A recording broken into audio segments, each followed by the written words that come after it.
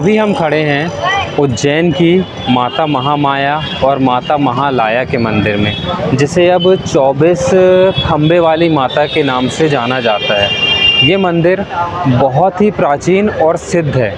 कहा जाता है कि इसी मंदिर से जो ये खंबे वाली माता, ये बेसिकली एक प्रवेश द्वार हुआ करता था। इसी प्रवेश द्वार से बाबा महाकाल के दर्शनों को भी जाया करता था। और इसी जो ये प्रवेश द्वार है, कहा जाता है ये उज्जैन नगरी का प्रवेश द्वार कहलाता है। आप अगर देखेंगे तो ये रोड पर ही मंदिर रोड से लगा हुआ है और सामने ही ये श्री 24 खंबे माता मंदिर है। और माता एंट्री गेट पर ही दोनों तरफ में विराजित हैं। एक तरफ में श्री माता महालाया जी विराजित हैं और एक तरफ में श्री माता महामाया जी विराजित हैं। इस मंदिर की क्या हिस्ट्री है? कहा जाता है कि नवरात्रे में सबसे पहले अगर नवरात्रे की शुरुआत किसी मंदिर से की जाती है उज्जैन के, तो यही मंदिर है। बहुत ही इंटरेस्टिंग हिस्ट्री है इस मंदिर की। तो चलिए चलते हैं और आपको बताते हैं। मंदिर में अगर आप देखेंगे तो माता महामाया जी और माता महालाया जी के सामने में ही प्राचीन कला से निर्मित शेर की स्थापना की गई है। और अगर आप मंदिर को देखेंगे तो देखिए कितना पुराना और कितने अच्छे तरीके से निर्मित किया गया। श्री माता महामाया जी के आप जब दर्शन करेंगे यहाँ पर, तो आपको दिखाई देगा माता का जो फेस है, देखिए कितना सुंदर लग रहा है। और बहुत ही प्राचीन पद्धति से इन सभी मूर्तियों का मतलब माता महालाया और माता महामाया का यहाँ पर स्वरूप देखने को मिलेगा। और ये इस तरफ में अगर आप देखेंगे तो ये उनके चरण कमल हैं, और इस तरफ में अगर आप देखेंगे तो ये इस तरफ में भैरव जी विराजित हैं, और इस तरफ में उनके सेवक हैं जिन्हें लंगुरिया के नाम से जाना जाता है। इस मंदिर के बारे में कहा जाता है कि नवरात्रे में सबसे पहले यहाँ से ही नवरात्रि की शुरुआत की जाती है।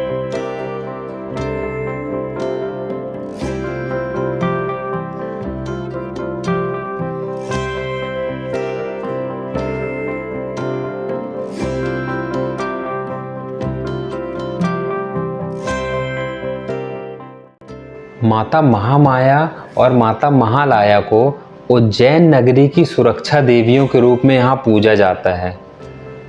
इस मंदिर से जुड़ी कई ऐसी खास बातें यहाँ के पुजारी जी ने हमें बताई। उसमें से एक खास बात ये थी कि साल भर में एक बार जब शारदीय नवरात्रि की अष्टमी आती है, तो उसमें माता महालाया और माता महामाया की विशेष पूजा अर्चना की जाती है, जिसमें माताओं को शराब का भोग लगाया जाता है। शराब के भोग लगाने के बाद उन्हें उस शराब को एक कलश में भर दिया जाता है। उस कलश के नीचे एक छेद होता है। जब पूजन अर्चन हो जाता है तो उस कलश को लेकर लगभग 27 किलोमीटर का नगर भ्रमण किया जाता है। उस नगर भ्रमण में जितने भी मंदिर आते हैं रास्ते में, उन सभी मंदिरों में उस शराब से भोग लगाया जाता है। जैसे जैसे शराब कम होती है, वैसे वैसे उसे पुनः भर दिया जाता है। और ये पूजा जो होती है, उसमें कलेक्टर साहब, प्रशासन अधिकारी और वहाँ के जो उज्जैन नगर के हजारों लोग शामिल होते हैं।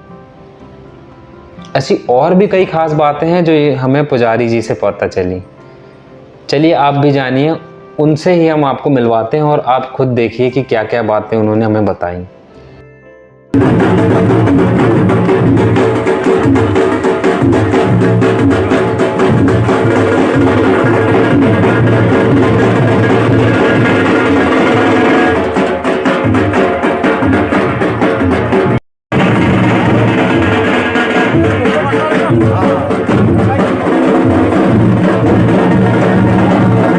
पंडित जी नाम बता दीजिए। मेरा नाम है महेश कुमार पुजारी। मैं 24 खंबा माता का पुजारी हूँ।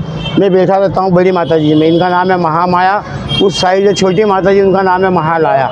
ये उज्जैन नगरी की रक्षक देवी है। विक्रमादित्य की आराध्य देवी है। विक्रमादित्य ने इनकी आराधना करके उज्जैन नगरी में राज हासिल करा था।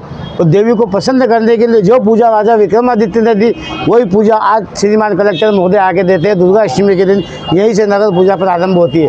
प्रथम पूजा इनकी होती है, इनको मदरा का भोग लगता है। उसी मदरा को एक लोटे में भर के उसमें एक छेद करके नगर पूजा के आगे आगे एक आदमी चलेगा। जब तक पूरी नगर पूजा नहीं होती है, जब तक वो लोटे की धार बंद नहीं होती। धार की शुरुआत माँ के भोग से यहीं से होती है। इनकी परिक्रमा 28 किलोमीटर की होती है, उसमें 13 घंटे 13.5 घंटे लगते हैं नगर पूजा में। ये बैठकी के ही बंद हो रही है। ये अनादिकाल से चली आ रही है पूजा। तो ये विक्रमादित्य ने इनको प्रसन्न करने के लिए ये पूजा दी थी, वही पूजा आज कलेक्टर महोदय आके देते हैं। नहीं, जो ये लोटे वाला जो पूजन होता है, हाँ, तो वो किस दिन होता है? मतलब दुर्गा अष्टमी के दिन दुर्गा अष्टमी नगर पूजा चालू होती है, उसी वक्त होता है ये। जी। और वो लोटा नगर पूजा के आगे आगे ही चलेगा, जिसमें एक छेद रहता है उसमें मदरा भरी रहती है। वो मदरा जब तक नगर पूजा पूरी नहीं होगी, जब तक वो लोटे की धार बंद नहीं होना चाहिए, इतनी मदरा उनको डालना पड़ती है। इतनी मदरा साथ में रखते हैं। धन्यवाद। जय माता। जय माता दी की जय। हाँ, 24 खंबे वाली माता के मंदिर के बारे में बताया जाता है कि जब भारत में मुगलों का आक्रमण नहीं हुआ था, है ना, तो उस समय ये जो प्रवेश द्वार आप देख रहे हैं, इस प्रवेश द्वार के चारों तरफ में बाउंड्री वॉल हुआ करती थी, मतलब मजबूत दीवार थी। और उस जो बाउंड्री वॉल थी, जो दीवार थी, उसके बीचों बीच महाकाल विराजते थे और ये उसका प्रवेश द्वार हुआ करता था। ये जो प्रवेश द्वार आप देख रहे हैं, ये कई विशेष रत्नों से जड़ा हुआ था।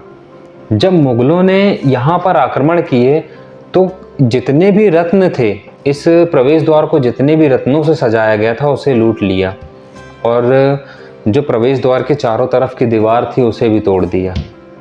ये जो मंदिर है ये पुरातात्विक विभाग के अंतर्गत में आता है और इस तरफ में अगर आप देखेंगे तो ये पुरातात्विक विभाग वालों का बोर्ड भी लगा हुआ है। इस मंदिर को 24 खंबे वाली माता का मंदिर क्यों कहा जाता है, हम अब इसके बारे में आप बात करते हैं। तो अगर आप देखेंगे तो देखिए, दीवार से लगे हुए 3 खंबे इन दीवारों से लगे हुए हैं और 3 खंबे ये बाहर हैं, है ना। ये 6 खंबे ये हो गए, ऐसे ही 6 खंबे ऊपर में लगे हुए हैं और इस तरफ में भी अगर आप देखेंगे तो 6 खंबे ये इस तरफ में लगे हुए हैं और 6 खंबे ये, ऐसे करके ये जो खंबे हैं ये 24 हो जाते हैं। इसीलिए इस मंदिर को 24 खंबे वाली माता के मंदिर के नाम से जाना जाने लगा। और बात अगर मंदिर की प्राचीनता की जाए तो आप खुद देखिए, ये मंदिर कितना सुंदर और कितना पुराना, मतलब कैसे इस सारी चीज़ों की स्थापना की गई होगी, कैसे बना होगा, इसके बारे में अगर हम सोचें तो निःशब्द होने वाली जो फीलिंग है वो आती है। वर्तमान द्वार की संरचना लगभग 1000 वर्ष पुरानी मानी जाती है, जो कि परमार वंश के शासन काल की है। कहा जाता है जब सम्राट विक्रमादित्य का शासनकाल उज्जैन में शुरू हुआ तो वो भी इसी प्राचीन प्रवेश द्वार से बाबा महाकाल और माता हरिसिद्धि के दर्शनों को जाया करते थे। पुराने समय में महाकाल मंदिर के चारों तरफ बहुत मजबूत दीवार थी, जिसके अंदर घना जंगल था। जंगल के बीच में ही महाकाल विराजते थे। मुगलों के द्वारा दीवार तोड़ने के बाद धीरे धीरे बस्ती बस्ती चली गई और महाकाल वन नष्ट होता चला गया।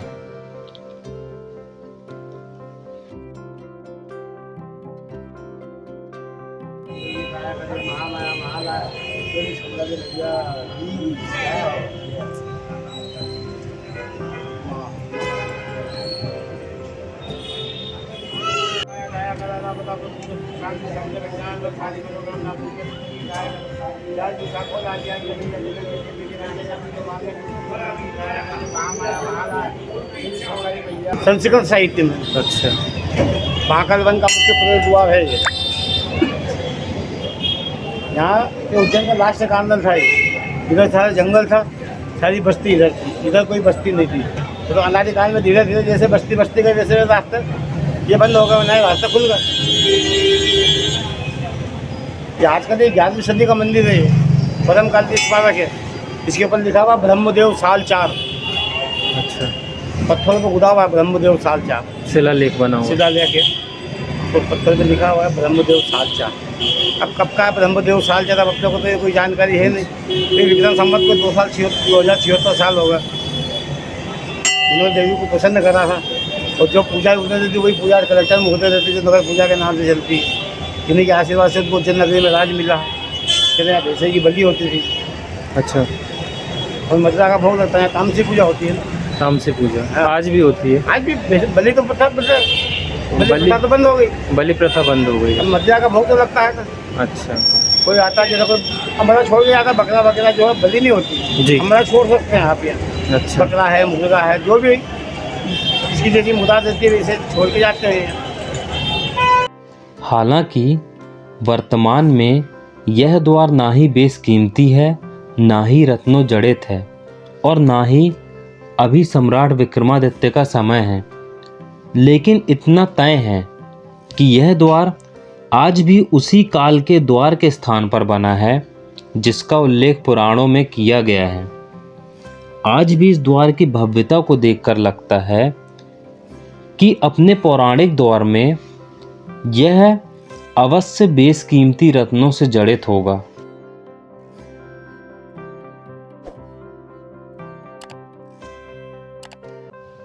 तो कैसा लगा आपको महाकाल के मंदिर के प्राचीन प्रवेश द्वार के बारे में जानकर और माताओं के ऐसे रूप के बारे में जानकर? हमें कमेंट में ज़रूर बताएं। इनक्रेडिबल एमपी के एपिसोड में आज बस इतना ही। मिलते हैं एक और नए एपिसोड के साथ। तब तक के लिए नमस्कार। जय माता दी, जय श्री महाकाल।